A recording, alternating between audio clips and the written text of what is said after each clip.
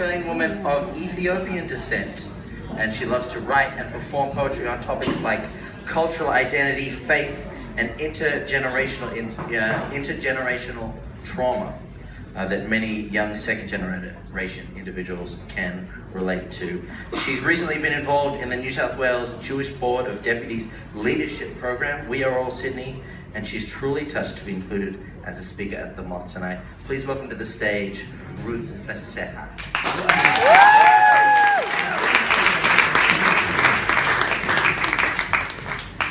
Hey guys, this piece is called The Journey to Self and Becoming.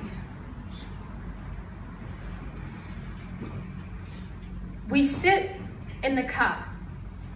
Father turns radio down. You have to know where you come from, Mama. You have to know your roots. Be proud of your history, Mama. He presses GPS against the stubbornness of the slippery windscreen. I roll my eyes. Sinking into backseat, my head turns sideways.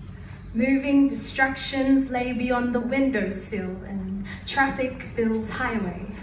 Winding down the windows, the air is a concoction of 5 p.m. September breeze, polluting petrol and a dump yard. I breathe it in. It both refreshes and suffocates me. Then, notebook meets pen.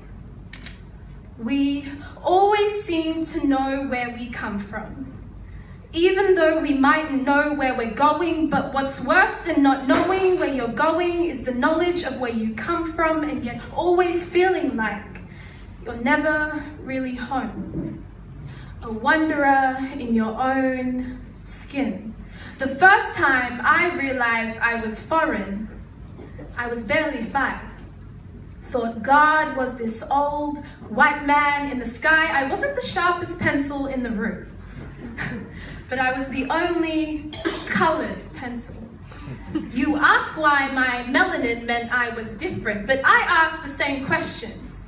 I remember saying my nightly prayers, asking, "Dear Lord, please make me white.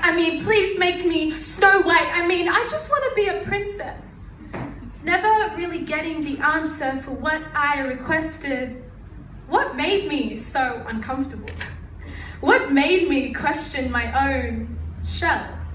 Maybe it was the way it sat so intensely, like rich ebony soil where roses grew from freshly turned earth, except I only saw the weeds.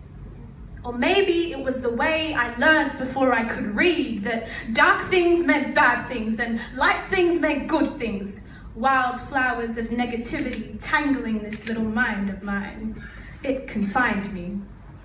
Too young, yet so aware that something was not right here. Looking back, I know why little girls like me see so much darkness in themselves. Hardly realizing we carry a light so strong within us that can blind and shine and open the minds of those around us.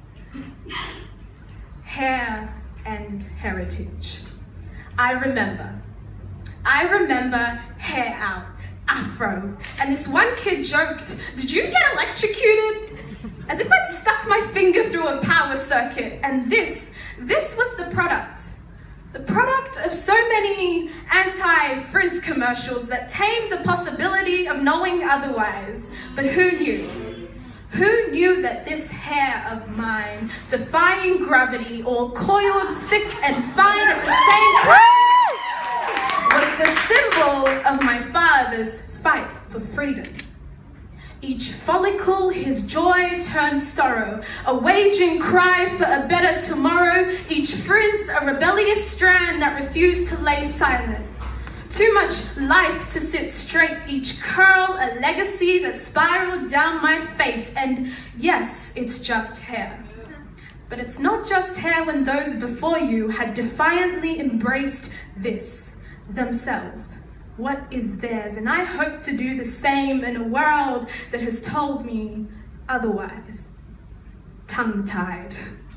The first time